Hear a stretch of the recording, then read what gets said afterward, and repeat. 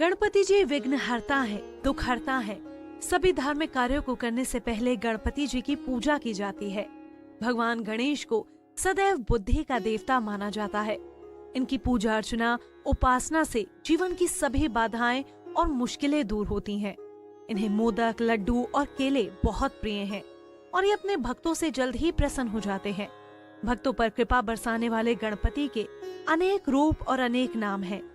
गणेश जी का अनोखा मनमोहक रूप सभी को अपनी ओर आकर्षित करता है, खासकर उनका बड़ा पेट, और इसी कारण गणपति को लंबोदर भी कहा जाता है। लंबोदर का अर्थ है लंबे उदर वाला, अर्थात बड़े पेट वाला। लड्डू प्रेमी भगवान गणेश जी का पेट बहुत बड़ा है, इसलिए उन्हें लंबोदर भी कहा जाता है। लेकिन आपके मन में सवाल उठ रहा होगा कि आखिर उनका नाम लंबोदर हुआ कैसे? तो इसके पीछे भी एक कथा है। ब्रह्म पुराण में वर्णन मिलता है कि गणेश जी माता पार्वती का दूध दिन भर पीते रहते थे। उन्हें डर था कि कहीं भैया कार्तिकेय आकर दूध न पी लें। उनकी इस प्रवृत्ति को देखकर पिता शंकर ने एक दिन विनोद में कह दिया, तुम दूध बहुत पीते हो, कहीं तुम लंबोदर न बन जाओ। बस इसी दिन से गणेश जी का नाम लंबोदर पड़ गया। उनके लंबोदर होने के पीछे कारण ये भी माना जाता है कि वे हर अच्छी बुरी बात को पचा जाते हैं।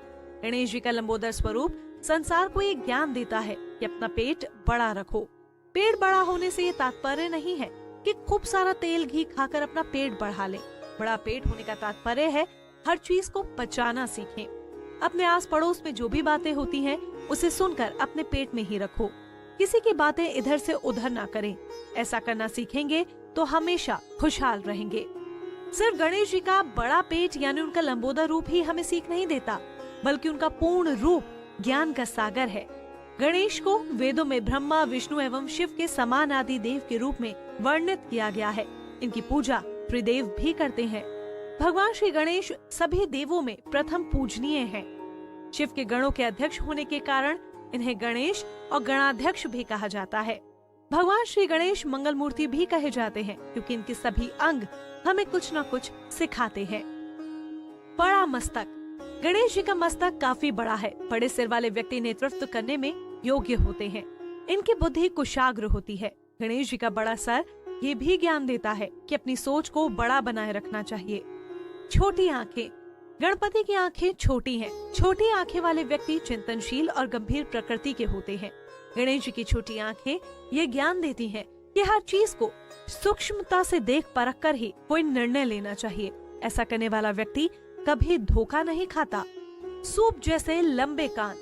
गणेश जी के कान सूप जैसे बड़े हैं, इसलिए उन्हें गजकर्ण एवं सूपकर्ण भी कहा जाता है।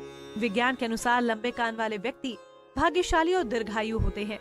गणेश जी के लंबे कानों का एक रहस्य ये भी है कि वे सबकी सुनते हैं, फिर अपनी बुद्धि और विवेक से निर्णय लेते हैं। बड़े कान हमेशा चौकन्ना रहने के संकेत देते हैं।